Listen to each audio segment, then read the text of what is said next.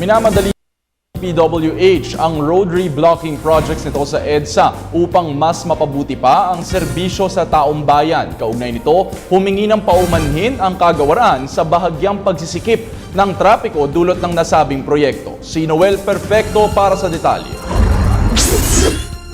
Personal na humingi ng sorry si Kalihim Rogelio Singson ng Public Works and Highways sa taga Metro Manila, partikular ang mga motorista na gumagamit ng EDSA sa hindi pagkumpleto at pagtatapos ng road reblocking ng damaged portion sa kahabaan ng Epifanio de los Santos Avenue.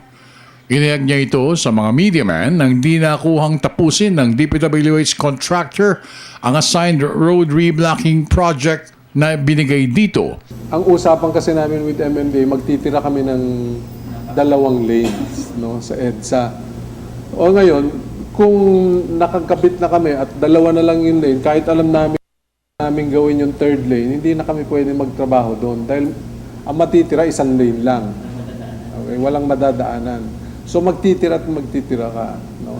Inamin ni Secretary Singson ang pag-delay ng proyekto matapos na aminin nito na nag-half day ang kontratista dahil sa holiday observance ng Holy Week. Ipinagmalaki naman nito na nakatapos ang kagawaran ng 28,000 square meters ng road reblocking, short ng 2,000 square meters na kinakailangan para sa kabuuan ng EDSA project na 30,000 square meters road repair. No alibis ayon kay Singson at ang nakadelay ay kanilang inaako at wala silang sinisisi dahil na rin sa kalawakan ng proyekto na ani ay kinakailangan ng mas mahabang panahon para matapos ang reblocking at smoothing project ng EDSA.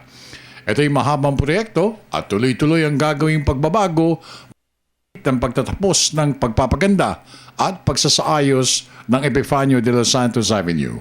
Naintindihan namin yung mga yan, no? No alibis. Hindi namin natapos as scheduled these portions, no?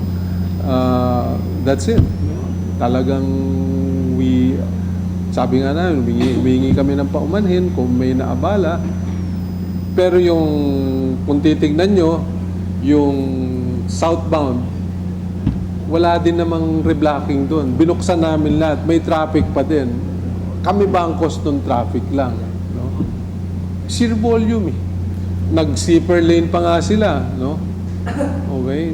So, hindi naman siguro namin wala na yung reblocking doon sa southbound. Nag-traffic pa rin. Para naman bago yung traffic sa atin. Naghahanap na lang may tuturo riyan. Para sa Telebisyon ng Bayan, ako naman si Noel Perfecto.